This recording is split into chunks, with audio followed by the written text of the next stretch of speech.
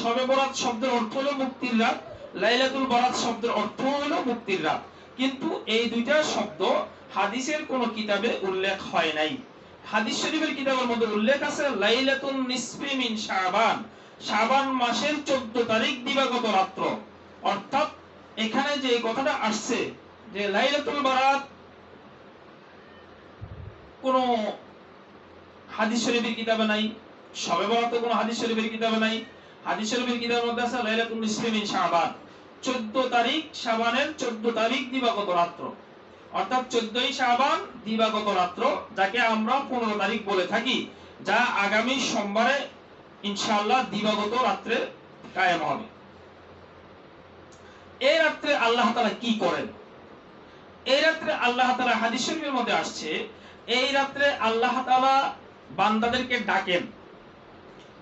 আমরা যেরকম আমাদের সন্তানদেরকে ডেকে ডেকে বিভিন্ন রকমের খাবার দাবার এগুলো এইসব দেই, বিভিন্ন রকমের কথাবার্তা বলে থাকি, তো আল্লাহ তাআলা এই রাত্র না অন্যান্য রাত্র ডেকে থাকেন, কিন্তু এই রাত্রে ডাকার গুরুত্বটা একটু বেশি।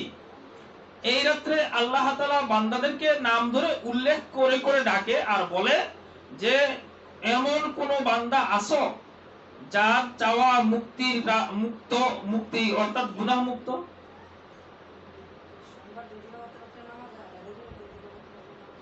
আজকে 9 তারিখ, সেই হিসাবে রাত্র হবে, সিদ্ধান্ত হবে।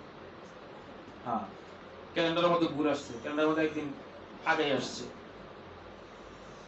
আজকে 9 তারিখ, এই 9 তারিখ হিসাব করে আমরা সোমবার দিবাগত রাত্র পাওয়া যায়। তো যাই হোক, এই রাত্রে আল্লাহ তাআলা বান্দারকে ডাকতে থাকেন, যেহেতু মুক্তি দিবেন আল্লাহ তাআলা, তো আল্লাহ তাআলা বান্দাকে ডেকে ডেকে বলেন চাও তুমি মুক্তি, চাও কি? যদি মুক্তি চাও আমার কাছে চাও, আমি তোমাকে মুক্ত করে দিব। যার অভাব আছে চাও, আমি তার অভাব দূর করে দিব। যার বিভিন্ন রকমের পেরেশানি আছে চাও, পেরেশানি থেকে দূর করে দিব, পেরেশানি মুক্ত করে দিব।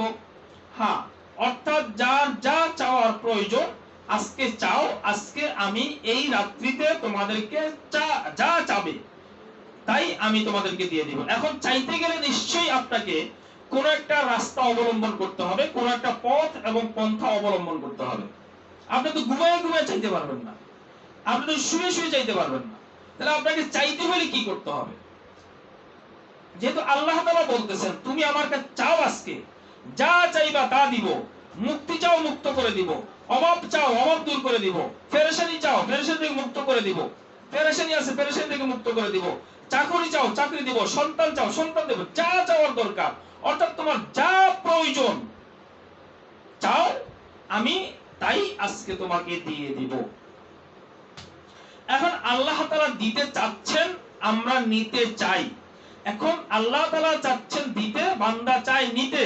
তো বান্দা নিতে গেলে কিভাবে নিতে হবে? সেই পথ আর পন্থাটা যদি শরীয়তের সাথে সম্পর্কযুক্ত হয়, শরীয়তের সাথে মিল হয়, সেটা হবে আমল। আর যদি সেটা শরীয়তের সাথে সম্পর্কযুক্ত না হয়, শরীয়তের সাথে সামঞ্জস্যশীল না হয়, সেটা হয়ে যাবে অপ্রাসঙ্গিক, অপ্রয়োজনীয় বিদআত। এই জন্য খুব সচেতনতার সাথে আল্লাহ তাআলা বলতেছেন দিবেন, আমি চাচ্ছি নিতে। আল্লাহ তাআলা তো এখানে বলেই, আল্লাহ পাক বলছে তোমার অভাব দূর করতে চাও, আমাকে বলো, আমি অভাব দূর করে দিব। তোমার অসুস্থতা দূর করতে চাও, বলো, আমি অসুস্থতা দূর করে দিব। তোমার পেরেশানি আছে দূর করতে চাও, আমাকে বলো, আমি পেরেশানি দূর করে দিব। তোমার রিজিকের প্রশস্ততা, সুস্থতার প্রশস্ততা, গুনাহ মাফের প্রশস্ততা, যা যা দরকার বলো, চাও, আমি গুনাহ মুক্ত করে দিব, আমি অভাব দূর করে দিব, আমি পেরেশানি দূর করে দিব, আমি টেনশন মুক্ত করে দিব, আমি সন্তান দিব। যা যা চাওয়ার চাইতে পারো, আজকে আমি তোমাদেরকে দিয়ে দিব।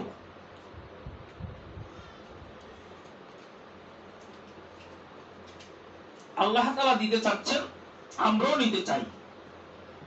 আচ্ছা, অন্য এক হাদিস শরীফের মধ্যে আসছে রাসূল করিম সাল্লাল্লাহু আলাইহি ওয়াসাল্লাম বলেন এই রাতে বান্দাদের আমলনামা আল্লাহ তাআলার কাছে পেশ করা হয়।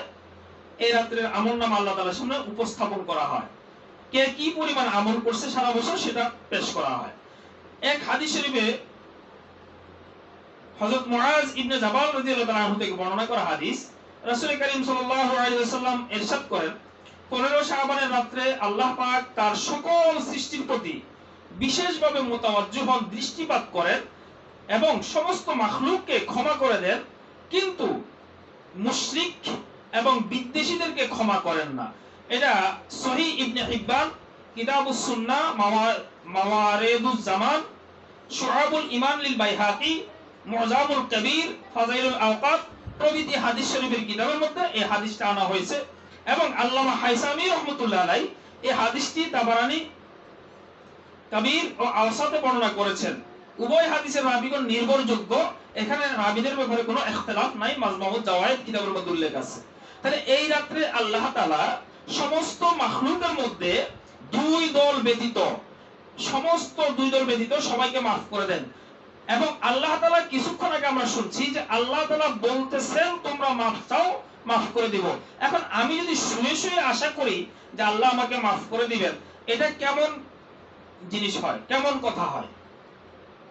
তাহলে নিশ্চয়ই এখানে ইশারা আছে, ইঙ্গিত আছে যে এই রাত্রে কিছু ইবাদত করতে হবে, আল্লাহর কাছে চাইতে হবে, আর চাওয়ার জন্য একটা তরিকা আছে, ইনশাআল্লাহ আমরা পরে বলবো। 2 নম্বর হাদিস শরীফ, আরেকটা হাদিস বলতেছি। হযরত আবু সালাবা রাদিয়াল্লাহু তাআলা বর্ণনা করেন রাসূল করিম সাল্লাল্লাহু আলাইহি ওয়াসাল্লাম ইরশাদ করেন শাবানের 15 তারিখের রাতে আল্লাহ পাক স্বীয় বান্দাদের দিকে মুতাওয়াজ্জিহ হয়ে মুমিনদেরকে মাফ করে দেন এবং বিদ্বেষীদেরকে স্বীয় বিদ্বেষের মধ্যে ছেড়ে দেন। তাদেরকে ততক্ষণ পর্যন্ত বিদ্বেষী যারা, অর্থাৎ একজনের সাথে আরেকজন ঝগড়া ঝাঁটি লাগায় রাখে যারা, এদেরকে বিদ্বেষী বলা হয়। আর মুশরিক বলা হয় যারা ঈমান আনে নাই, তাদেরকে মুশরিক বলা হয়।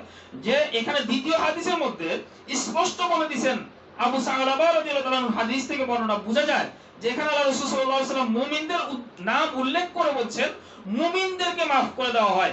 আর কোন মুমিন আল্লাহ বলতেছেন আমি তোমাকে মাফ করব, আর মুমিন ঘরে শুয়ে থাকবে, এটা তো হইতেই পারে না। এটা ইশারা পাওয়া যায়, এটা ইঙ্গিত পাওয়া যায়। কোন মুমিন ব্যক্তি আল্লাহ পাক বলতেছে বান্দা তুমি আমার কাছে চাও, আর বান্দা চাবে না, সে তো মুমিন হইতেই পারে না। মুমিন তো হয় তখন যখন আল্লাহ তাআলা যা করতে বলেন, যা দিতে চান তা নেওয়ার জন্য প্রস্তুত থাকে, যা করতে বলেন তা করার জন্য প্রস্তুত থাকে, তারা হলো মুমিন।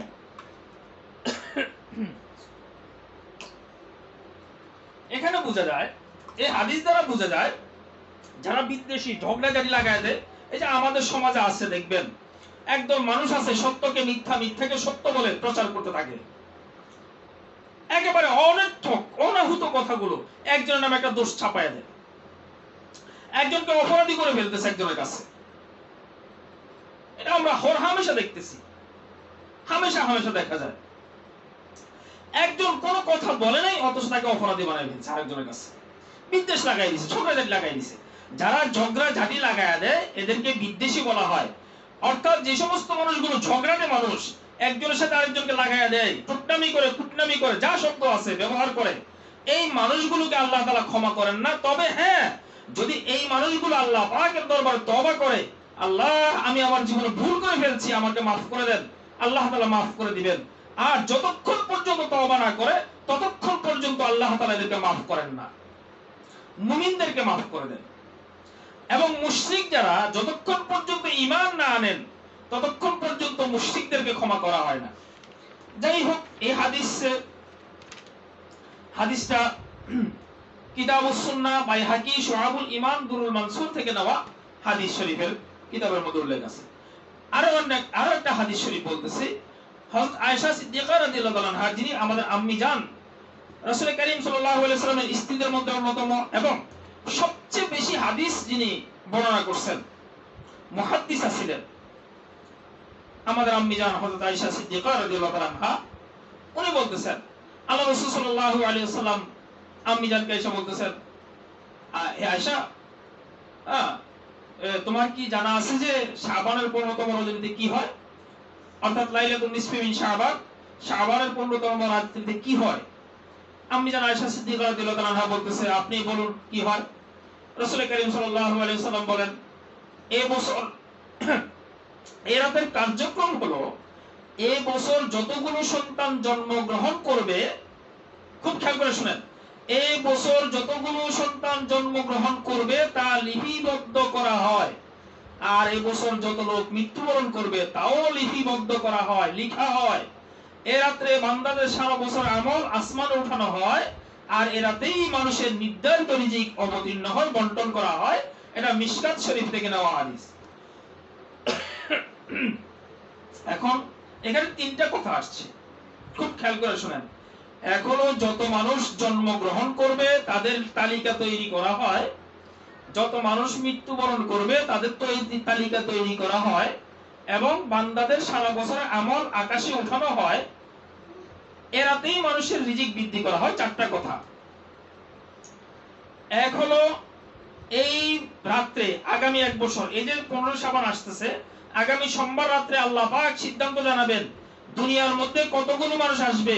বাবারে, বারবার আপনাদের হাতে পায়ে হাত রেখে বলি, আমরা কত পীরের দরবারে যাই, কত দরবারে যাই, আল্লাহর কসম করে বলি, আল্লাহর কসম করে বলি, আল্লাহর কসম করে বলি, যদি শবে বরাতের রাত্র তুমি পেয়ে যাও, লাইলাতুল বারাতের রাত্র যদি তুমি পেয়ে যাও, লাইলাতুল নিসফি মিন শাবানের রাত্র যদি তুমি পেয়ে যাও, আল্লাহ তাআলার কাছে বলো, আল্লাহ আমার সন্তানের প্রয়োজন, আল্লাহ আমার সন্তানের প্রয়োজন। কিভাবে বলবা? ইনশাআল্লাহ পরে বলে দেওয়া হবে। আল্লাহর কাছে যদি বলো ইনশাআল্লাহ, আল্লাহ তাআলা সন্তান দেওয়ার মালিক, তো আল্লাহ তাআলা সন্তান দিবেন তিনি, যিনি সন্তান দেওয়ার সিস্টেম, সন্তান দেওয়ার নির্দেশনা লাইলাতুল নিসফি মিন শাবানের রাত্রে প্রজ্ঞাপন জারি করেন। সেই আল্লাহ তাআলার কাছে চাও, আর সেই রাত্রেই চাও।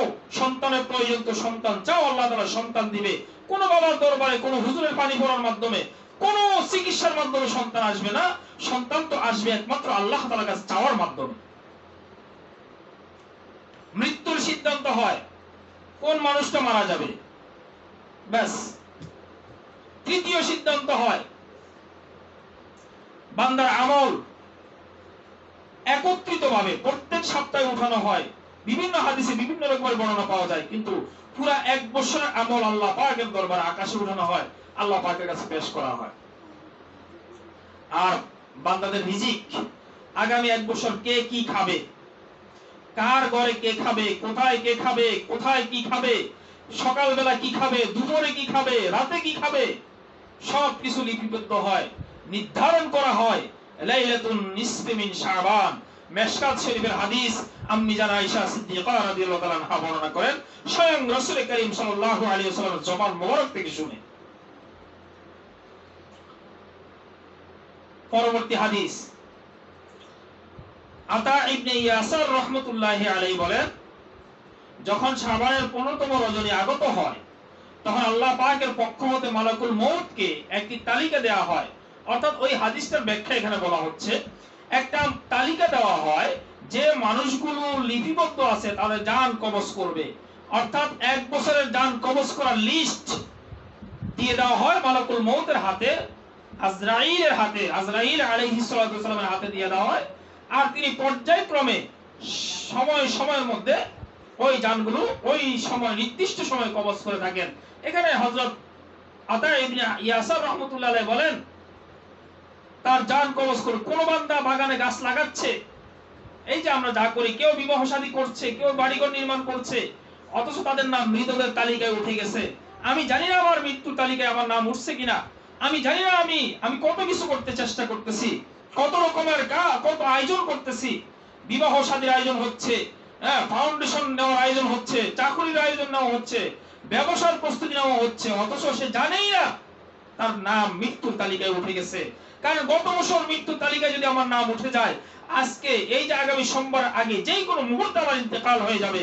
আর আগামী সোমবার যদি মৃত্যুর তালিকায় নাম উঠে যায়, আগামী এক বছর পরে লাইলাতুন নিসফি মিন শাবান আসার পর্যন্ত ওই সময়ের মধ্যে কখন আমার মৃত্যু হয়ে যাবে কেউ জানে না, একমাত্র আল্লাহ পাক জানেন।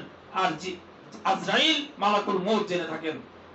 এই রাত্রে লাইলাতুন নিসফি মিন শাবানের রাত্রে এই লিস্ট আল্লাহ পাকের পক্ষ থেকে মালাকুল মউতের হাতে হস্তান্তর করা হয়, দিয়ে দেওয়া হয়, এবং টাইম উল্লেখ করা থাকে নির্দিষ্ট সময়ে, নির্দিষ্ট সেকেন্ডের মাধ্যমে আল্লাহ পাক হুকুমের মাধ্যমে, আল্লাহ পাকের হুকুমের মাধ্যমে মালাকুল মউত ওই ব্যক্তি জান কবজ করে থাকেন।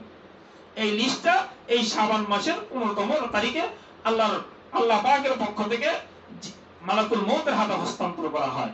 এই ব্যাখ্যাটা আসছে মা সাআবাতু বিসুন্নাহ, আরবি এবং উর্দু দুটাই কিতাব আছে। মুসান্নাফে আব্দুর রাজ্জাক, এটা হাদিস শরীফের একটা কিতাব। এই কিতাবের মধ্যে এই হাদিসের ব্যাখ্যায় এই কথাটা আল্লামা আতা ইবনে ইয়াসার রাহমাতুল্লাহ আলাইহির কথাটা উল্লেখ করা হয়েছে। আরো একটা ঘটনা আছে এখানে, উনি আবার এইটাও বলে দিয়েছেন যে লাইলাতুল কদর আর শবে বরাত, লাইলাতুল বারাত এবং লাইলাতুল কদরের মধ্যে তফাৎ হলো লাইলাতুল কদর সবচেয়ে উত্তম রাত। লাইলাতুল কদরের পরে এই রাতের ফজিলত, এই রাতে আল্লাহ পাক দুনিয়ার নিকটবর্তী আকাশে অবতরণ করেন এবং মুশরিক, হিংসুক, বিদ্বেষী, আত্মীয়তার সম্পর্ক ছিন্নকারী ব্যতীত সকল ক্ষমা প্রার্থী বান্দাকেই মাফ করে দেন। আল্লাহ তায়েফ, মা সাবাতা বিসুন্নাহ প্রভৃতি কিতাব থেকে নেওয়া। এখন এখানে যে কথাগুলো উল্লেখ করছে, মুশরিক, হিংসুক, বিদ্বেষী, মুশরিক এবং বিদ্বেষী আমরা আগে পাইছি, এখানে নতুন দুটো শব্দ আসছে। একটা হলো হিংসুক, যে একে অন্যকে হিংসা করে থাকে, যেটা আমাদের মধ্যে খুব বেশি, এবং আত্মীয়তার সম্পর্ক ছিন্ন হয় যাদের কারণে। এখানে আপনারা সবাই উপস্থিত, কেউ খারাপ দৃষ্টিতে কথাটা নেবেন না। আমাদের বর্তমান সমাজের মধ্যে শতকরা 99টা ফ্যামিলির মধ্যে ঝগড়াঝাটি হয় একমাত্র বউদের কারণে, শাশুড়ির কারণে, বৌমাদের কারণে, শাশুড়িদের কারণে। যেহেতু এটা মহিলাদের মজমা, সেজন্য আমি আপনাদেরকে মেনশন করে কথাটা বলছি। আমার বাস্তব জীবনে আমি যেটা পেয়ে আসছি, দেখে আসছি, দেখেন একটা কথা খুব চিন্তা করবেন। একটা সময় আমি সবাই ছিলাম না, আজকে আসি, আগামী কালকে থাকবো না। একটা সময় আপনার মা দুনিয়াতে জীবিত ছিল, আজ সে শাশুড়ি হয়ে, বৃদ্ধা হয়ে দুনিয়া থেকে বিদায় নিয়ে চলে গেছেন। আপনি একটা সময় যুবতী ছিলেন, শিশু থেকে যুবতী হয়েছেন, যুবতী হয়ে স্বামীর বাড়িতে আসছেন, স্বামীর বাড়িতে আসার পরে আপনি যেরকম আপনার শাশুড়িকে বৃদ্ধ অবস্থায় পেয়েছেন, আপনাকেও আগামীকালকে বৃদ্ধা হইতে হবে যদি হায়াত থেকে থাকে। আর যদি যৌবনকালে ইন্তেকাল হয়ে যায় সেটা ভিন্ন জিনিস। কিন্তু একটা কথা মনে রাখবেন, সব সময় খেয়াল রাখবেন, আপনি যেই কাজ করতেছেন সেই কাজের জন্য প্রতিদান পাওয়ার জন্য, সেই কাজের প্রতিদান আপনিই পাবেন দুনিয়াতে থেকে। সেই প্রতিদান পাওয়ার জন্য প্রস্তুত থাকেন, প্রস্তুত থেকে শ্বশুর শাশুড়ির সাথে ওই রকমের ব্যবহার করবেন, স্বামীর সাথে ওই রকমের ব্যবহার করার চেষ্টা করবেন। যদি আপনার স্বামী মনে কষ্ট দিয়ে থাকেন, খোদার কসম করে বলি, যদিও আপনি তাহাজ্জুদ গুজার হন না কেন, আপনার নাজাতের আশা করা যায় না যতক্ষণ পর্যন্ত স্বামীর পক্ষ থেকে সিদ্ধান্ত না আসবে। তো যতক্ষণ পর্যন্ত আপনার মাকে যে দৃষ্টিতে আপনি দেখেন, আমি আপনাদের পায়ে হাত রেখে বলবো, মাকে যে দৃষ্টিতে দেখেন, শাশুড়িকে সেই দৃষ্টিতে দেখতে থাকেন, ইনশাআল্লাহ সংসারে কোনোদিন অশান্তি আসবে না।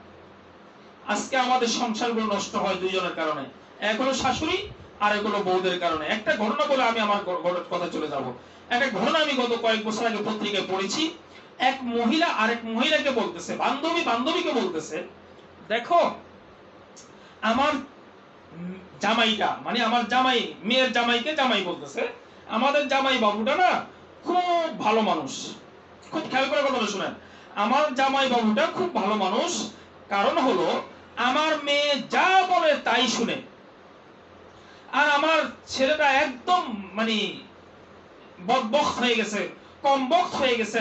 আমার ছেলেটা একদম মানে নষ্ট হয়ে গেছে। কেন? প্রশ্ন করছে বান্ধবী, কেন? বলে আমার ছেলেটা তার বউ যে কথা বলে সেটা শুনে, এই জন্য স্বামীটা নষ্ট হয়ে গেছে। কথা বুঝছেন কিনা? এর চেয়ে সহজ ভাষায় বলার মতো আমার জবানে নাই। অর্থাৎ এটা বুঝাইতে চাচ্ছে, আমার মেয়ে যেইভাবে বলে, আমার মেয়ের জামাতা সেইভাবে চলে, এই জন্য জামাইটা খুব ভালো। আমার ছেলেটা নষ্ট হয়ে গেছে, বউ যেভাবে বলে সেইভাবে চলে এই জন্য। আরে বাবা, বউয়ের কথা তো শুনবে, মানবে, আপনার কথাও শুনবে, মানবে। আপনি যেরকম আগে সন্তানকে যেই পরিমাণে আদর করছেন, বিয়ে দেওয়ার পরে সন্তানকে ওই পরিমাণে আদর করেন। আপনি যেরকম মা হয়েছেন, আপনি যখন আজকে নতুন বধূ হয়ে আসছেন, আগামীকালকে মা হবেন, আপনি মা হওয়ার পরে বুঝবেন আপনার মায়ের যন্ত্রণা কতটুকু, কষ্ট কতটুকু, কি পরিমাণ কষ্ট করে আপনার স্বামীকে সে জন্ম দিয়েছে। আজকে তো আমরা যেই কোনো মুহূর্তে সিজারের মাধ্যমে জন্ম দিতে পারি, অপারেশনের মাধ্যমে জন্ম দিতে পারি, এই সেই মাধ্যমে জন্ম দিতে পারি। আমি নিজের চোখে দেখছি 3 দিন 4 দিন 5 দিন প্রসব বেদনায় মা কান্না করতে করতে করতে করতে করতে, অনেকেই এখানে বৃদ্ধা আছেন, যারা বয়স্ক আছেন তারা জানেন, 5 দিন 7 দিন প্রসব বেদনা উঠছে। আরে বাবা, এরকম কষ্ট করতে করতে হাসপাতাল নাই, ডাক্তার নাই, কোনো কিছুর ব্যবস্থা নাই, এই 5 দিন 7 দিন মা কষ্ট করে সন্তান জন্ম দিয়েছে, আজকে তো তুমি তো রেডিমেড পেয়ে গেছো, 3 বার আলহামদুলিল্লাহ কবুল বলে তুমি তো মালিক হয়ে যাও নাই। সন্তানের মালিক বাবা মা থাকেন, কিয়ামত পর্যন্ত সন্তানের মালিক বাবা মা থাকেন। অতএব তুমি যত রকমের ক্ষমতা দেখাও, এই ক্ষমতা তোমার সন্তান তোমার উপর দেখাবে। আজকে যদি তুমি তোমার মায়ের সাথে তোমার শাশুড়ির সাথে দুর্ব্যবহার করো, আগামী কালকে তোমার সন্তান তোমার সাথে দুর্ব্যবহার করবে, খোদার কসম করে বলতেছি। তো যাই হোক, আমাদের কথার আত্মীয়তা সম্পর্ক ছিন্নকারী যেই জন্য বলতেছিলাম, আমাদের শতকরা 95% আত্মীয়তা সম্পর্ক নষ্ট হয় দুইজনের কারণে। একজন হলো মা, আরেকজন হলো বধূ। একটা হলো মা, আরেক হলো বউ। দুইজনে নারীদের অন্তর্ভুক্ত। রাগ হলেন না কেউ, বাস্তবতার সাথে মিলিয়ে দেখবেন আমার কথাগুলো। শতকরা 95% আত্মীয়তা সম্পর্ক নষ্ট হয় বউয়ের কারণে, শাশুড়ির কারণে, বউয়ের কারণে, শাশুড়ির কারণে। সচেতন হয়ে যান ইনশাআল্লাহ, সংশোধন হয়ে যান ইনশাআল্লাহ। দুনিয়াতে বসে জান্নাতের সুখ উপলব্ধি করতে পারবেন, দুনিয়াতে বসবাস করে জান্নাতের সুখ উপলব্ধি করতে পারবেন, আল্লাহর কসম করে বলতেছি। একটু সচেতন হয়ে যান ইনশাআল্লাহ। আমার মাদেরকে হাতে পায়ে ধরে বলবো। যাই হোক, আমরা আমাদের আলোচনায় যাচ্ছি।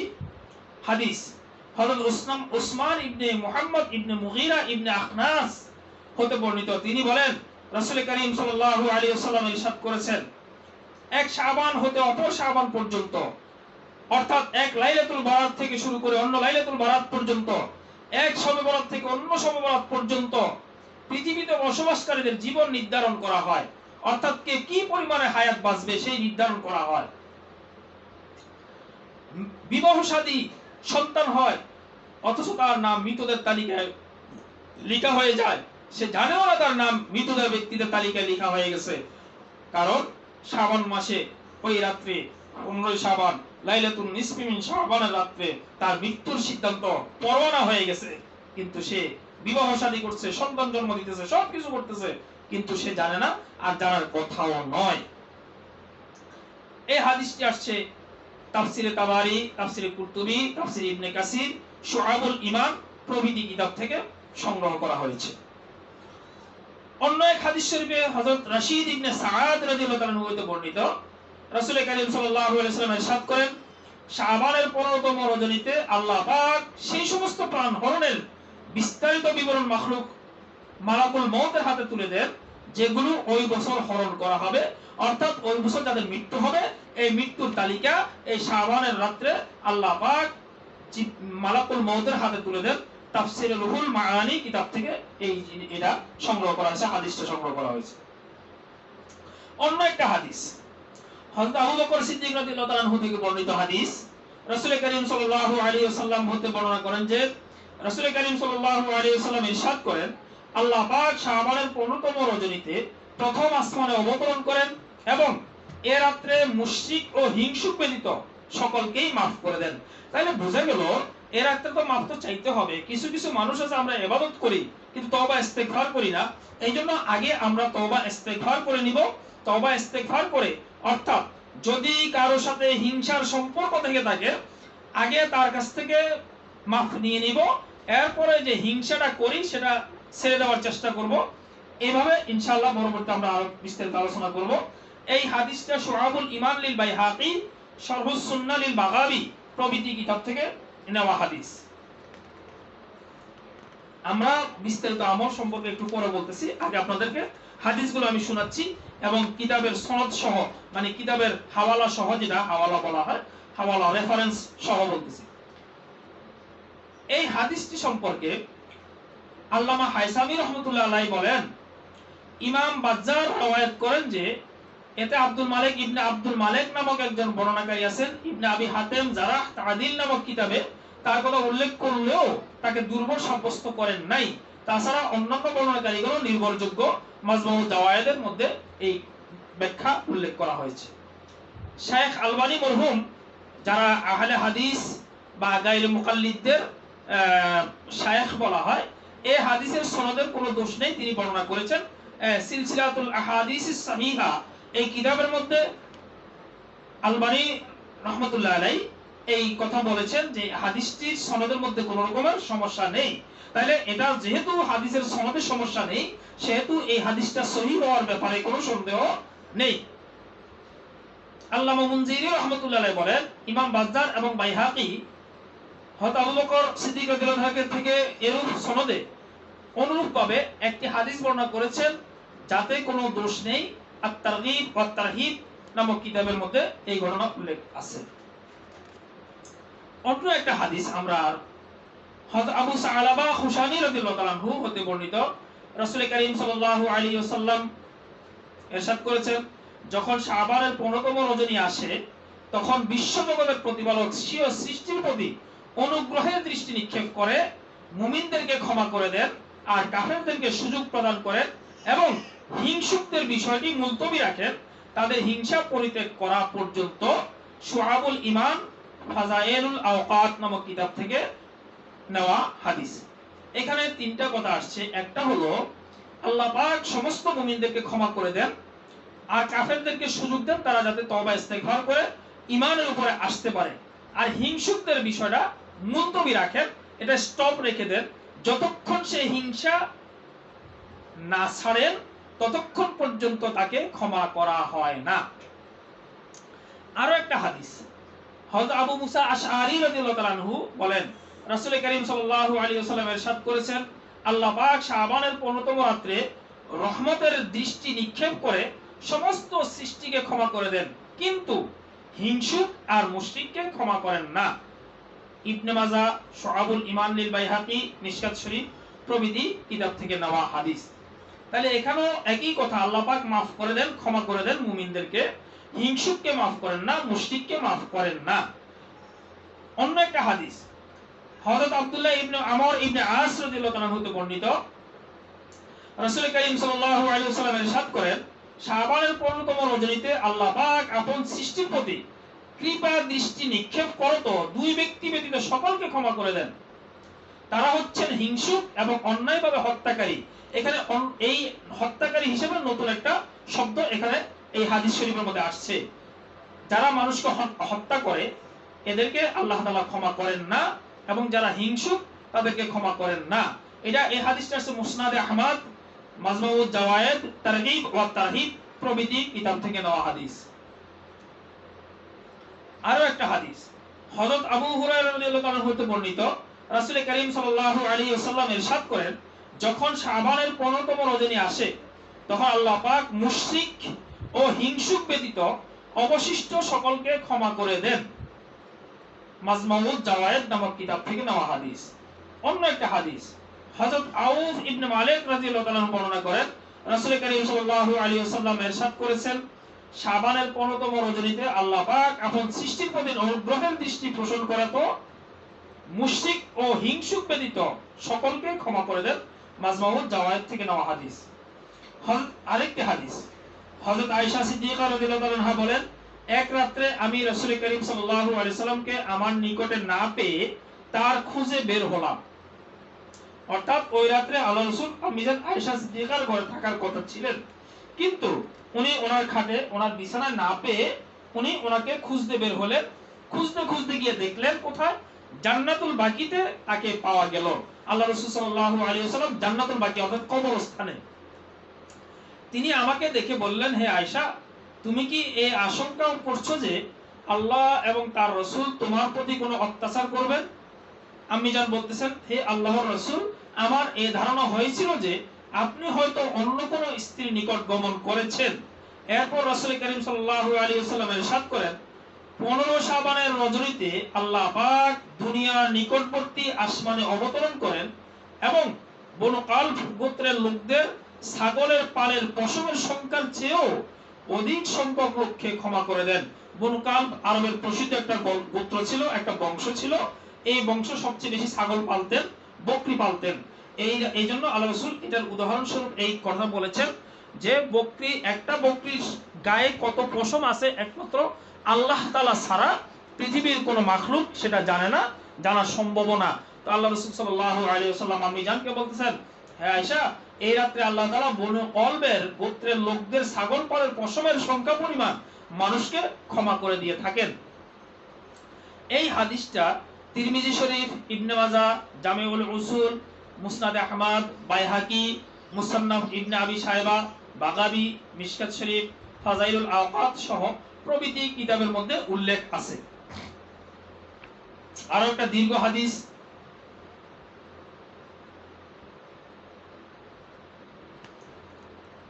এখানে আম্মিনা আয়েশা সিদ্দিকা রাদিয়াল্লাহু আনহা থেকে বর্ণনা করা হাদিস, রাসূল করিম সাল্লাল্লাহু আলাইহি ওয়াসাল্লাম আমার নিকট তাশরীফ আনলেন এবং স্বীয় অতিরিক্ত পোশাক খুলে ফেললেন, গা থেকে জামা কাপড় খুলছেন। কিছু সময় অতিবাহিত হতে না হতেই পুনরায় তিনি পোশাক পরিধান করে নিলেন। আমার ধারণা হলো তিনি স্বীয় পত্নীগণের মধ্য হতে কারো নিকট হয়তো গমন করেছেন, অর্থাৎ অন্য কোনো স্ত্রী নিকট গিয়েছেন। তাই আমার আত্মমর্যাদা বোধে আঘাত লাগলো, সুতরাং আমিও তাকে অনুসরণ করতে লাগলাম। যে দেখি তিনি জান্নাতুল বাকিতে মুসলমান নারী পুরুষদের জন্য ক্ষমা প্রার্থনা করছেন। আমি মনে মনে বললাম, তার উপর আমার পিতা মাতা উৎসর্গ হোক, তিনি আল্লাহ পাকের কাজে লিপ্ত আর আমি পার্থিব কাজে। আমি সেখান হতে স্বীয় কক্ষে প্রত্যাবর্তন করলাম, ফিরে আসলাম। এই দ্রুত যাওয়া আসার আশায় আমার শ্বাস ফুলতে লাগলো। এমন অবস্থায় রাসূল করিম সাল্লাল্লাহু আলাইহি ওয়াসাল্লাম তাশরীফ নিয়ে এলেন এবং আমার হাঁপানোর কারণ জিজ্ঞাসা করলেন। দ্রুত হাঁটাচলা করলে যা হয়, আমি আরজ করলাম, আমার পিতামাতা আপনার উপর কোরবান হন, আপনি আমার নিকট আগমন করলেন এবং অল্পক্ষণের মধ্যে পুনরায় পোশাক পরে নিলেন, তাই আমি ধারণা করলাম যে আপনি হয়তো অন্য কোনো স্ত্রীর নিকট গমন করেছেন। এতে আমার প্রচন্ড ঈর্ষা হলো। ঘটনা এই পর্যায়ে পৌঁছলে আমি বাকিয়ে কাঁধে গিয়ে দেখলাম আপনি কি করছেন।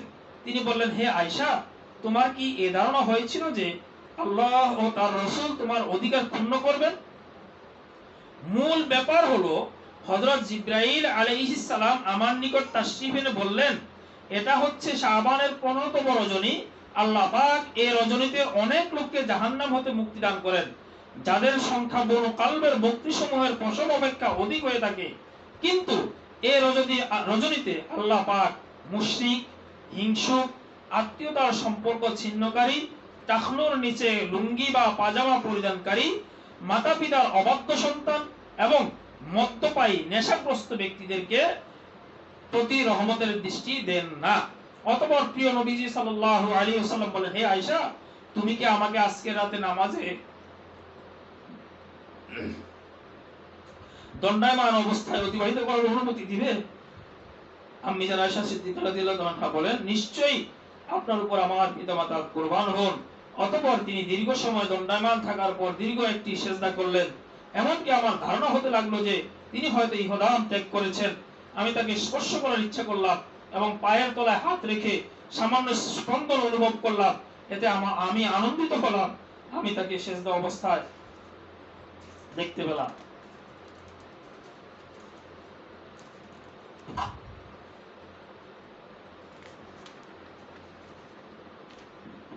আল্লাহ। সকালে আমি তার সাথে আলোচনা করলাম। তখন তিনি বললেন, হে আয়েশা, তুমি কি এই দোয়া মুখস্থ করবে যে আমি রাত্রে বলেছিলাম? তাহলে শিখে নাও।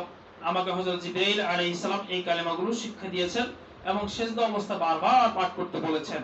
এখানে একটা দোয়া আছে। হ্যাঁ, এই হাদিসটা শুআবুল ঈমান লিল বাইহাকি কিতাব থেকে নেওয়া হয়েছে। অন্য একটা হাদিস শরীফের মধ্যে ওসমান ইবনে আবুল আস রাদিয়াল্লাহু তাআলা বলেন, রাসূল করিম সাল্লাল্লাহু আলাইহি ওয়াসাল্লাম হতে বর্ণনা করেন, তিনি ইরশাদ করেছেন, যখন শাবানের 15তম রজনী আসে, তখন আল্লাহ পাকের পক্ষ হতে একজন ঘোষণাকারী ঘোষণা করতে থাকে, আছে কি কোনো ক্ষমা প্রার্থী? আমি তাকে ক্ষমা করব। আছে কি কোনো প্রার্থনাকারী? আমি তাকে দান করব। তখন ব্যভিচারী ও মুশরিক ব্যতীত যে কেউ যা প্রার্থনা করে সে তা প্রাপ্ত হয়, অর্থাৎ আল্লাহ পাক তাকে তা দিয়ে থাকেন। এখানে দুইটা কথা আসছে। একটা হলো ব্যভিচারী, যারা এই স্বামী রেখে অন্য পুরুষের সাথে সম্পর্ক করে এবং স্ত্রী রেখে অন্য মহিলার সাথে সম্পর্ক করে, তাদেরকে ব্যভিচারী বলা হয়। আর মুশরিক যে ঈমান হারা, ঈমান নেয় নাই, তাকে বলা হয়। এই হাদিসের ফায়দা উল্লেখ আছে আল্লামা বাইহাকি রাহমাতুল্লাহ আলাইহি কিতাবে ফাজাইলুল আওকাদের 125 পৃষ্ঠায় এবং শুআবুল ঈমানের 3য় খণ্ডের 183 পৃষ্ঠায় এই হাদিসটি বর্ণনা করেছেন। মুহাক্কিক আদনান আব্দুর রহমান বলেন, হাদিসটির সনদ সহিহ, অর্থাৎ এই হাদিসের ব্যাপারে কোনো মতভেদ নাই, মতানৈক্য নেই। আরেকটা হাদিস হযরত আলা ইবনে হারিস রাহমাতুল্লাহ আলাইহি সূত্রে হযরত আয়েশা সিদ্দিকা রাদিয়াল্লাহু আনহা বর্ণনা করেন, রাসূল করিম সাল্লাল্লাহু আলাইহি ওয়াসাল্লাম রাতে উঠে নামাজ পড়তে আরম্ভ করলেন এবং এত লম্বা সিজদা করলেন যে আমার আশঙ্কা হলো তিনি হয়তো মৃত্যুবরণ করেছেন। এমন অবস্থা দেখে আমি উঠে গিয়ে তার বিদ্যাঙ্গুলি ধরে নাড়া দিলাম, তা নড়ে উঠলো, আমি ফিরে এলাম। যখন তিনি সিজদা হতে মাথা উঠালেন এবং নামাজ হতে ফারেগ হলেন, তখন বললেন, হে আয়েশা অথবা হে হুমায়রা, তুমি কি এই ধারণা পোষণ করো যে আল্লাহর নবী তোমার অধিকার পূর্ণ করেছেন? আমি আরজ করলাম, ইয়া রাসূলুল্লাহ, আল্লাহর কসম বিষয়টি এমন নয়। প্রকৃত ঘটনা হলো আমার ধারণা হয়েছিল আপনার মৃত্যু হয়ে গেল কিনা, কারণ আপনি সিজদা অনেক দীর্ঘায়িত করেছেন। তিনি বললেন, তুমি কি জানো এটি কোন রজনী? আমি আরজ করলাম, আল্লাহ ও তার রাসূল ভালো জানেন।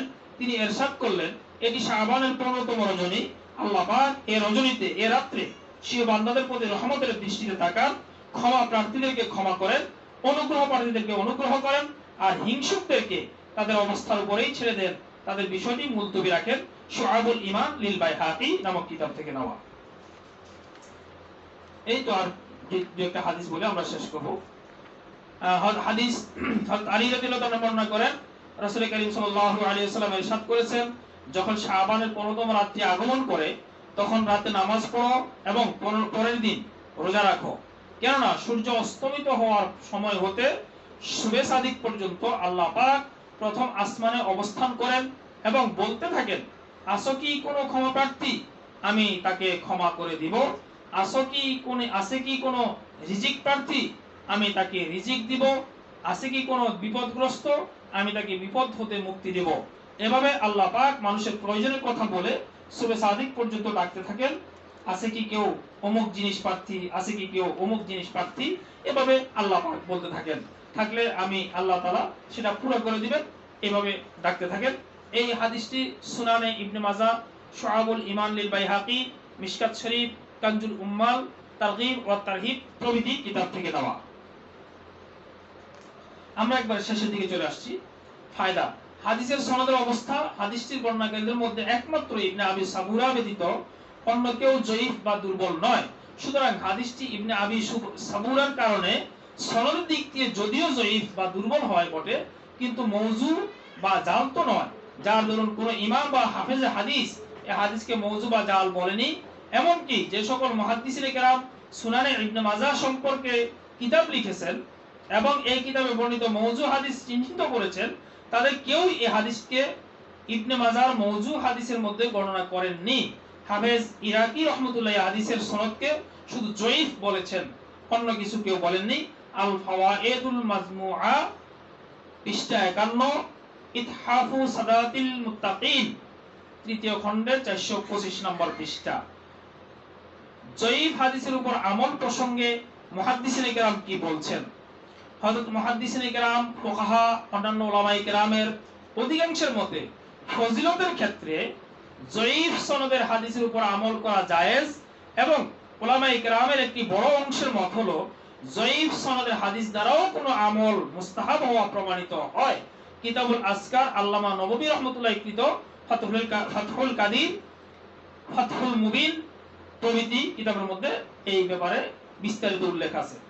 শবে বরাতে আল্লাহর রহমতের দৃষ্টি হতে মাহরুম যারা, অর্থাৎ আল্লাহ পাক এই রাত্রে যাদেরকে মাহরুম, যারা আল্লাহ পাকের রহমতের দৃষ্টির মধ্যে আসেন না, আল্লাহ পাকের ক্ষমার মধ্যে আসেন না, এদের একটা তালিকা আমরা এই হাদিসগুলো থেকে সংরক্ষণ করেছি, সংকলন করেছি। 1, মুশরিক বা আল্লাহ পাকের সাথে অংশীদারিত্ব স্থাপনকারী এই রাত্রে আল্লাহ পাকের রহমতের মধ্যে আসেন না। 2, হিংসুক। 3, অন্যায়ভাবে মানুষ হত্যাকারী। 4, বেবিচারী নারী পুরুষ। 5, আত্মীয়তার সম্পর্ক ছিন্নকারী। 6, ওই সমস্ত পুরুষ যাদের পরিধেয় বস্ত্র টাকনুর নিচে ঝুলিয়ে রাখে। 7, মাতা পিতার অবাধ্য সন্তান। 8, মদ্যপান বা শরাব পানে অভ্যস্ত ব্যক্তি। 9, গণক, যারা মানুষের হাত দেখে গণনা করে থাকেন, ফালানামা দেখে ভাগ্য ও ভবিষ্যৎ নির্ধারণকারী। 10, জাদুকর, যারা জাদু দেখিয়ে থাকেন। 11, গায়ক, যারা এই যে গান গায়, এই যে আমরা যে সমস্ত গান অনুষ্ঠান করে থাকি, এই যে বাড়িতে বাড়িতে বিভিন্ন অনুষ্ঠানে, আমি আমার মা বোনদেরকে হাজার বার বলি, বাবা ছাড়েন এগুলো, বলেন আপনার সন্তানকে বুঝান, স্বামীকে বুঝান। আরে বাবা, টাকা তো টাকা যায়, সব দিক দিয়া ইজ্জত, সম্মান, সম্ভ্রম সব নষ্ট হয়, গুনাহ তো হয়। এই এমন একটা রাত্র যদি আপনি আল্লাহ পাকের গুনার মধ্যে থেকে নাজাত না পান, তার বাকি আর কি আছে? লাইলাতুল কদরের আলোচনা আমরা শুনবো ইনশাআল্লাহ। এই ঘটনাগুলো ইনশাআল্লাহ ওখানে আছে। প্রত্যেকটা ইবাদত কবুল হওয়ার জন্য শর্ত যেগুলো, এই যে গান বাদ্য করা, এগুলো অত্যন্ত খারাপ জিনিস। গান বাদ্যের আয়োজন করা অত্যন্ত খারাপ জিনিস। এগুলো আমরা ছেড়ে দেওয়ার চেষ্টা করব। আরে বাবা, হিন্দুদের কালচার আমরা নিব কেন? কোরআনের আয়োজন করেন, কোরআন তেলাওয়াতের আয়োজন করেন, দোয়ার ব্যবস্থা করেন। সন্তানকে মুসলমানি দিয়েছেন, সন্তানকে বিয়ে দিচ্ছেন, এই করছেন সেই করছেন। আরে কোরআন তেলাওয়াতের ব্যবস্থা কায়েম করেন, সওয়াব হবে, নেকি হবে। এই যে গান টান ইত্যাদি অনুষ্ঠান দেন, সম্পূর্ণ হারাম, সম্পূর্ণ হারাম। টাকা পয়সা নষ্ট হয়, দোয়া কবুল হয় না, ইবাদত কবুল হয় না, কোনো কিছুই কবুল হয় না আল্লাহ পাকের কাছে। গানেওয়ালা যারা গাওয়ায় তাদের কি অবস্থা পরিস্থিতি। হ্যাঁ, বাদক যারা বাদ্যযন্ত্র বাজায়, বাদ্যযন্ত্র বাজানোর ব্যবস্থা করে, পরস্পর শত্রুতা পোষণকারী, একে অন্যের সাথে শত্রুতা করে, শত্রুতা দেখায়। এই 14 জালিম শাসক ও তাদের সহযোগী। 15 মিথ্যা শপথের সাহায্যে পণ্য বিক্রয়কারী, অনেক মিথ্যা কথা বলে যারা মাল ক্রয় বিক্রয় করে। এই 16 কৃপণ, যারা টাকা পয়সা খরচ করে না, হ্যাঁ, আল্লাহ রাস্তায় দান সৎকার করে না, মসজিদ মাদ্রাসা দেয় না, এদেরকে মানুষকে কৃপণ বলা হয়। এদেরকে আল্লাহ তাআলা রহমতের দৃষ্টিতে আনেন না। পরোক্ষ নিন্দাকারী, পরোক্ষ প্রত্যক্ষ নিন্দাকারী, যারা মানুষের নিন্দা করে, একজন আরেকজনের নিন্দা করে, জিনা করে, এই করে সেই করে, হ্যাঁ, এরা। দাবা পাশা 18 নম্বর, দাবা পাশার সাহায্যে পণ্য বিক্রয়কারী, ভুল বলছে, দাবা পাশা খেলোয়াড়। 19 অন্যায়ভাবে শুল্ক আদায়কারী। এই ঘটনাগুলো মিশকাত শরীফ প্রভৃতি কিতাবে আসছে। এদের ক্ষমা পাওয়ার একমাত্র পথ বা পন্থা হলো তওবা করে আল্লাহ পাক হতে ক্ষমার যোগ্যতা হাসিল করে তো ইবাদত মুজাহাদা করে আল্লাহ পাককে সন্তুষ্ট করা। এর মাধ্যমে আল্লাহ পাক হয়তো এদের জিন্দেগীর গুনাহগুলো মাফ করে দিতে পারেন। এরপরে আসছে সর্বদা আমল সম্পর্কে ফোকায়ে উম্মতের অভিমত। সর্বদা কি আমল আমরা করব এ সম্পর্কে আমাদের আকাবিরিন বুজুর্গরা দিন যে সমস্ত কিতাবের মধ্যে লিখে গেছেন, হাদিস থেকে সংগ্রহ করে লিখে গেছেন, সেগুলো আমরা ইনশাআল্লাহ আপনাদেরকে শোনানোর পরে আমরা বাকি আলোচনা করব ইনশাআল্লাহ। মুফতি শফি সাহেব রহমতুল্লাহ আলাইহি বলেন, হাদিস দ্বারা যেমন এই রজনীর অসংখ্য ফজিলত ও বরকত জানা গেল, তেমনি ভাবে এও জানা গেল যে মুসলমানদের জন্য এই রজনীতে নিম্নোক্ত আমলগুলো করা প্রয়োজন। রাত জেগে নামাজ পড়া, জিকির করা এবং কোরআন পাকের তিলাওয়াতের মধ্যে মশগুল থাকা। খুব খেয়াল করবেন কি কাজ করবেন এই রাত্রে, আমরা সেটা বলতেছি। 1, রাত জেগে নামাজ পড়া, জিকির করা, তিলাওয়াত করা, ইবাদতের মধ্যে মশগুল থাকা। 2, আল্লাহ পাকের নিকট ক্ষমা চাওয়া, আযাব হতে বাঁচা আর উভয় জাহানে সফলতার জন্য দোয়া করা। আল্লামা আব্দুল হাই লাখনবী রাহমাতুল্লাহ আলাইহি বলেন, শবে বরাতে রাত জেগে বিভিন্ন প্রকার নফল ইবাদতে লিপ্ত থাকা মুস্তাহাব, এতে কোনো মতভেদ নাই। এর প্রমাণ ইবনে মাজাহ এবং বাইহাকির শুআবুল ঈমানে হযরত আলী রাদিয়াল্লাহু তাআলা আনহু থেকে মারফু সূত্রে বর্ণিত হাদিস আল আসারুল মারফু কিতাব থেকে নেওয়া। হাকিমুল উম্মত মুজাদ্দিদুল মিল্লাত শাহ আশরাফ আলী থানভী রাহিমাহুল্লাহ তাআলা বলেন, এই রাত্রে জাগ্রত থেকে গোপনে বা প্রকাশ্যে ইবাদত করা উত্তম, কিন্তু সমবেত হওয়ার প্রতি গুরুত্ব দেওয়া চলবে না। অর্থাৎ একত্রে নামাজ পড়ব, একত্রে তিলাওয়াত করব, একত্রে জিকির করব, ওই যে 10 জন 20 জন মিলে মহিলা এক ঘরে বসে করব, এরকম কথা করা যাবে না। যেমন পুরুষদের ক্ষেত্রে এভাবে মেয়েদের ক্ষেত্রেও। মুফতি শফি সাহেব রহমতুল্লাহ আলাইহি বলতেছেন, রাসূল করিম সাল্লাল্লাহু আলাইহি ওয়াসাল্লাম সারা জীবনে মাত্র একবার শবে বরাতের রাত্রে কবরস্থানে গমন করেছেন। কাজেই একবার গেলেই এই মুস্তাহাব আদায় হয়ে যাবে। প্রতি শবে বরাতে কবরস্থানে যাওয়াকে জরুরি মনে করলে এটা সীমা লঙ্ঘন বলে গণ্য হবে, এটা সীমা লঙ্ঘিত হয়ে যাবে, করা যাবে না। আল্লামা শামী, ইবনে নুজাইম, আল্লামা শরমবুল আলী, শেখ আব্দুল হক দেহলভী, হাকিমুল উম্মত আশরাফ আলী থানভী, মাওলানা আব্দুল হক লাখনভী, মুফতি শফি সহ উলামায়ে হানাফিয়ার অভিমত হলো শবে বরাতে শক্তি সামর্থ্য অনুযায়ী জাগ্রত থেকে একাকী ইবাদত করা মুস্তাহাব, এই জন্য জামাতবদ্ধ হওয়া যাবে না। আদ-দুরুল মুখতার, আল বাহারুর রায়েক, মারাকিল ফালা প্রভৃতি কিতাবের মধ্যে বিস্তারিত উল্লেখ আছে। ইমাম শাফিঈ রাহমাতুল্লাহ আলাইহি তার বিখ্যাত কিতাব কিতাবুল উমে লিখেছেন, নিশ্চয়ই 5টি রাত্রের দোয়া অধিক কবুল হয়ে থাকে জুমার পূর্ব রাত্র অর্থাৎ বৃহস্পতিবার দিবাগত রাত, ঈদুল ফিতর ও ঈদুল আজহার পূর্ব রাত, আগের রাত, রজবের প্রথম রাত, 15 শাবানের রাত, এসব রাত সম্পর্কে যা বললাম এগুলোকে আমি মুস্তাহাব মনে করি, ফরজ নয়। কিতাবুল শাফি মাযহাবের যে প্রসিদ্ধ কিতাব, সেই কিতাবে থেকে নেওয়া বিস্তারিত লেখা আছে। ইমাম ইবনে হাজ মালিকি রহমতুল্লাহ আলাইহি বলেন, সালফে সালেহিন শবে বরাতের রাতকে যথেষ্ট সম্মান করতেন এবং এর জন্য আগে হতে প্রস্তুতি গ্রহণ করতেন। আল মাদখাল কিতাব থেকে নেওয়া। ইমাম ইবনে মুফলি হাম্বলি রহমতুল্লাহ আলাইহি বলেন, ইমাম ইবনে রজব হাম্বলি রহমতুল্লাহ আলাইহি, আল্লামা মানসুর আল বাহাউতি হাম্বলি রহমতুল্লাহ আলাইহি প্রমুখ হাম্বলি উলামায়ে কেরামের মতে 15 শাবানের রাত্রে জাগ্রত থেকে ইবাদত করা মুস্তাহাব। কাশফুল কিনা আল মাদ্দা কিতাব থেকে নেওয়া। শায়েখ আব্দুল হক মুহাদ্দিস দেহলভী রহমতুল্লাহ আলাইহি কতিপয় হাদিস এবং তাবেঈনের বক্তব্য ও আমল নকল করার পরে লিখেছেন যে, সুতরাং উপরোক্ত হাদিসের আলোকে এ রাত্রে জাগ্রত থেকে নফল ইবাদত করা মুস্তাহাব।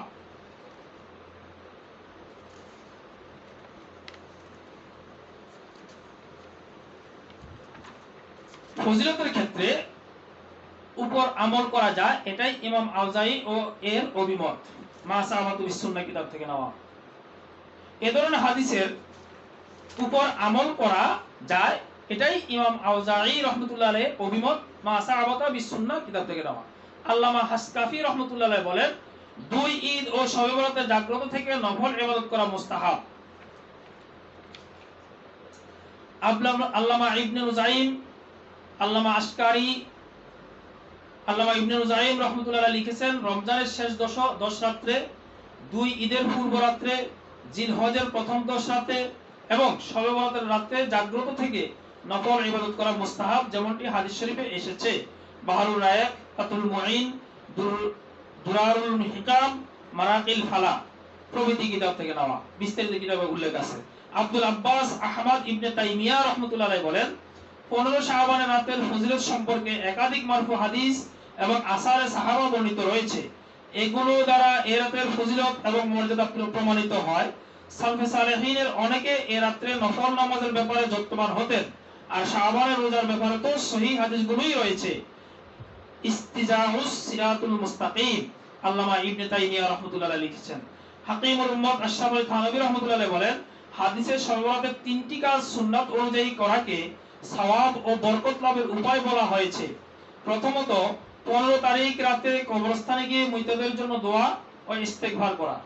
এর সাথে গরিব মিসকিনদের কিছু দান করে সে সওয়াবটুকু ওই মৃতদের নামে বক্সে দিলে আরো ভালো হয়। সে মুহূর্তে হাতে না থাকলে অন্য সময় গোপনে কিছু দান করে দেওয়া উচিত।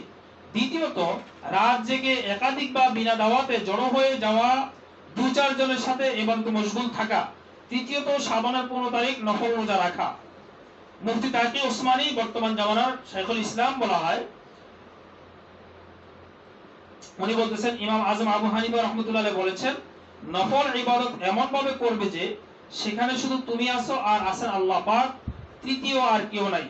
সুতরাং যে কোনো নফল ইবাদতের ক্ষেত্রেই শরীয়তের অন্যতম মূলনীতি হলো এতে জামাত করা মাকরুহে তাহরিমি ও নিষিদ্ধ, একা একা পড়া। এটা এই ইসলাহি খুতুবাত থেকে নেওয়া। ইমাম নাসিরউদ্দিন আলবানী রাহমাতুল্লাহ আলাইহি তার প্রসিদ্ধ গ্রন্থ আল সিলসিলাতুস সহিহা আল মুজাদ্দালাতুল কামিলা এর 3য় খণ্ডে উল্লেখ করেন, শবে বরাত সম্পর্কে হাদিস এনে যে মত ব্যক্ত করেছেন তা হলো, হযরত মুআজ ইবনে জাবাল রাদিয়াল্লাহু তাআলা হতে বর্ণিত, রাসূল করিম সাল্লাল্লাহু আলাইহি ওয়াসাল্লাম ইরশাদ করেছেন, অর্ধ শাবানের রাতে শবে বরাত আল্লাহ পাক তার সব মাখলুকের প্রতি মনোযোগ আরোপ করেন এবং মুশরিক ও বিদ্বেষ ভাবাপন্ন ব্যক্তি ছাড়া সবাইকে ক্ষমা করে দেন। আলবানী রাহমাতুল্লাহ আলাইহি সিলসিলাতুস সহিহার 3য় খণ্ডে এই হাদিসটি সহিহ বলে উল্লেখ করেছেন। এটি বিভিন্ন সূত্রে সাহাবাদের এক জামাত বর্ণনা করেছেন, যার একটি অন্যটি শক্তিশালী করেছে। তাদের মধ্যে রয়েছে হযরত মুআজ ইবনে জাবাল, আবু সালাবা, আব্দুল্লাহ বিন আমর, আবু মুসা আশআরী।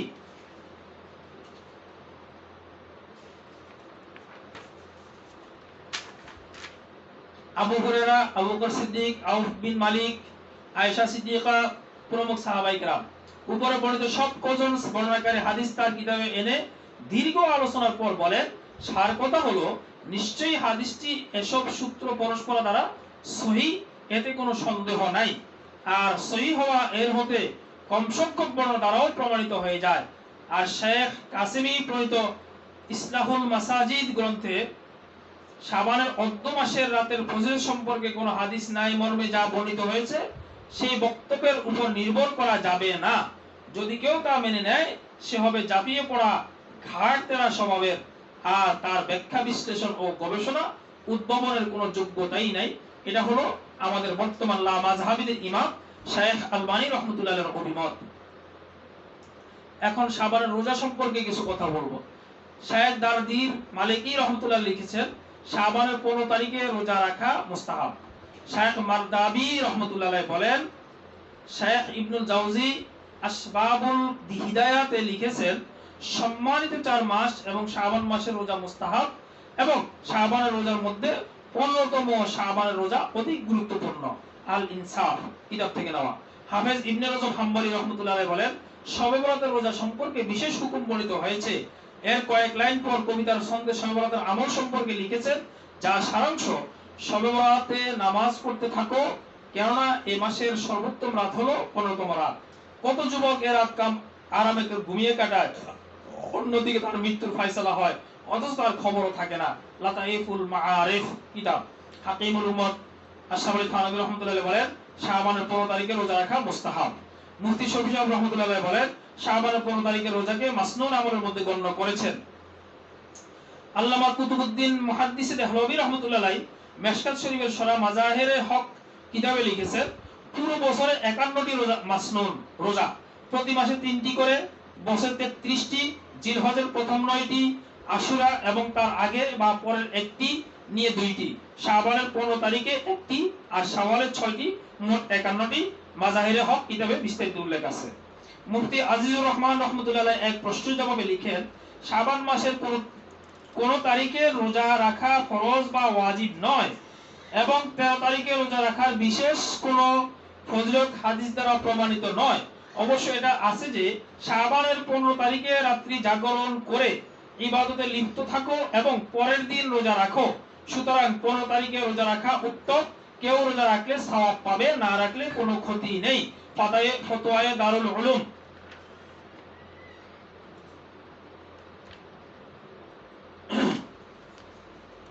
অনেক লম্বা সময় হয়ে যেতেছে, এই তো আর 20টা বাকি আছে, আমরা শেষ করে দেব ইনশাআল্লাহ। হ্যাঁ, আর অল্প কিছু বাকি আছে, এরপর আমরা আমলগুলো বলে দেব। বর্তমান যুগের প্রসিদ্ধ মুহাক্কিক আলেম মুফতি তাকি উসমানী দামাত বারকাতুল আলিয়া শবে বরাতের রোজা প্রসঙ্গে বলেন সমগ্র হাদিস ভান্ডারে একটি মাত্র হাদিস 15ই শাবানের রোজার ব্যাপারে খুঁজে পাওয়া যায়, কিন্তু এটাও আবার বর্ণনার দিক দিয়ে দুর্বল। সুতরাং এই হাদিসের উপর ভিত্তি করে শবে বরাতের রোজাকে সুন্নত কিংবা মুস্তাহাব বলা কোন কোন উলামায়ে কেরামের মতে দুরূস্ত নয়। তবে পুরো শাবান মাস রোজা রাখার ফজিলত হাদিস দ্বারা প্রমাণিত, অর্থাৎ পয়লা শাবান হতে 27 শাবান পর্যন্ত রোজা রাখার ফজিলত হাদিস দ্বারা প্রমাণিত আছে। কিন্তু 28 29 শাবান রোজা রাখতে নবীজি নিষেধ করেছেন যে রমজানের 2-1 দিন পূর্বে রোজা রাখো না, যাতে করে রমজানের রোজার জন্য প্রফুল্লতার সাথে প্রস্তুত থাকতে পারো। কিন্তু পয়লা শাবান হতে 27 শাবান পর্যন্ত প্রতিটি রোজাই ফজিলতপূর্ণ। দ্বিতীয় কথা হলো 15 তারিখ যা আইয়ামে বীজের মধ্যে পড়েছে, আর নবীজি তো প্রতি মাসের 13, 14, 15 তারিখ আইয়ামে বীজের রোজা রাখতেন। সুতরাং কোন লোক এ তারিখে উল্লিখিত 2 কারণে রোজা রাখে তো ইনশাআল্লাহ অশেষ সওয়াবের অধিকারী হবে, কিন্তু শুধুমাত্র 15 শাবান হিসাবে এদিন রোজাকে সুন্নত আখ্যা দেয়া অনেকের মতে সঠিক নয়। এইজন্য দেখা যায় যে ফুকাহায়ে কেরাম যে সব জায়গায় মুস্তাহাব রোজার আলোচনা করেছেন সেখানে মুহররমের 10 তারিখের আরাফার দিনে রোজার আলোচনা করেছেন, কিন্তু 15 শাবান রোজার কথা পৃথকভাবে উল্লেখ করেনি। বরং একথা লিখেছেন যে শাবান মাসে যে কোনো দিন রোজা রাখলে ফজিলতপূর্ণ। সুতরাং এই দৃষ্টিভঙ্গিতে কেউ রোজা রাখলে অবশ্যই সওয়াব পাবে। অতএব এই কথা সবসময় রাখা দরকার যে দিনের প্রতিটি কাজ তার সীমার ভিতর রাখা জরুরি। সীমারেখার পাবন্দি করার নামই তো দিন। নিজের বিবেক বুদ্ধি খাটিয়ে কিছু করার নাম দিন না বাড়াও। ব্যক্তিগত সবত আমল নিয়ে বাদানুবাদে লিপ্ত হওয়া সঠিক নয়। প্রত্যেকেই নিজ আমলের হিসাব নিজেই দিবেন। ইসলাহি খুতুবাত থেকে নেওয়া। এখন এই রাত্রে কি কি করা যাবে না সেটা আমরা বলবো। আতশবাজি করা, ফটকা ফোটানো, আলী ইবনে ইব্রাহিম রাহমাতুল্লাহ বলেন, আলোকসজ্জা এবং বাতি ইত্যাদি সূচনা হয় বার্মাকিদের দ্বারা। তারা ছিল মূলত অগ্নি পূজক। এরা মুসলমান হওয়ার পর এই কুপ্রথাটিও ইসলামে অন্তর্ভুক্ত করে নেয়। মা সাহাবাতু বিসুন্নাহ কিতাব থেকে নেওয়া।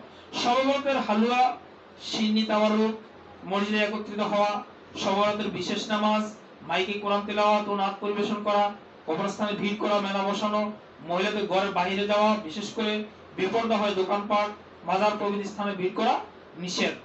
দীর্ঘ আলোচনার দ্বারা একথা প্রতীয়মান হয় যে প্রত্যেক ইবাদত শরীয়তের নির্দিষ্ট সীমারেখার মধ্যে হওয়া জরুরি। আর এই জন্য কোরআনে কারীম, সুন্নাতে রাসূল সাল্লাল্লাহু আলাইহি ওয়াসাল্লাম, আসারে সাহাবা সম্পর্কে পূর্ণ জ্ঞান থাকা একান্তই আবশ্যক। আলহামদুলিল্লাহ, আল্লাহ পাক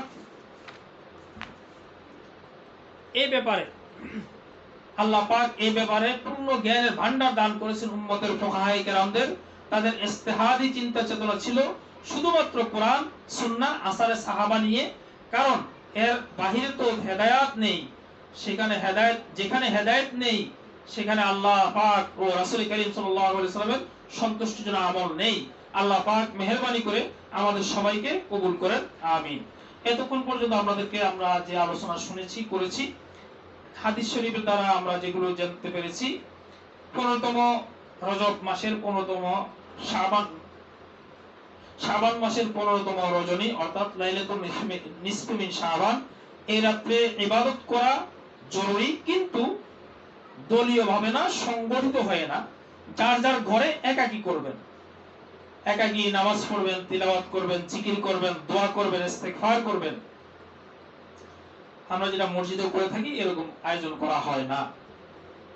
এগুলো হাদিস দ্বারা আমরা হাদিস এতক্ষণ আপনাদেরকে শোনাইলাম এবং বাংলা পড়ে শুনাইছি। আরবি পড়তে গেলে লম্বা সময়ের দরকার, এজন্য আরবি পড়া হয় নাই, শুধু বাংলা অর্থগুলো শোনানো হয়েছে এবং কিতাবের পৃষ্ঠা নাম্বার সহ আমাদের কাছে আছে। তো আমরা এই রাত্রে ইনশাআল্লাহ কিছু ইবাদত বন্দেগী করব, কিছু দোয়া খায়ের করব, কিছু তওবা ইস্তেগফার করব, কোরআন তেলাওয়াত করব। 15 তারিখ অর্থাৎ যে রাত্রে জাগ্রত থাকবো তার পরের দিন রোজা রাখবো ইনশাআল্লাহ। তারপর দিন রোজা রাখার চেষ্টা করব, যদি সম্ভব হয় রোজা রাখবো। হ্যাঁ, অসুস্থ হলে বা কোনো কারণে যদি আপনার সমস্যার কারণ হয়ে থাকে, সেই অবস্থায় যদি শরীরের ক্লান্ত শ্রান্ত হয়ে যাওয়ার সম্ভাবনা হয়, যদি অসুস্থতা বেড়ে যাওয়ার সম্ভাবনা হয়, তাহলে কোন রকমের কোন উপায় উপকরণ ব্যবহার করা যাবে না। শরীরকে সুস্থ রাখার জন্য যা প্রয়োজন তাই করতে হবে। সেইভাবে আমরা ইনশাআল্লাহ আমল করার চেষ্টা করব এবং রোজা রাখার চেষ্টা করব। যদি কোনো প্রশ্ন থাকে মেহেরবানি করে পাঠিয়ে দেন।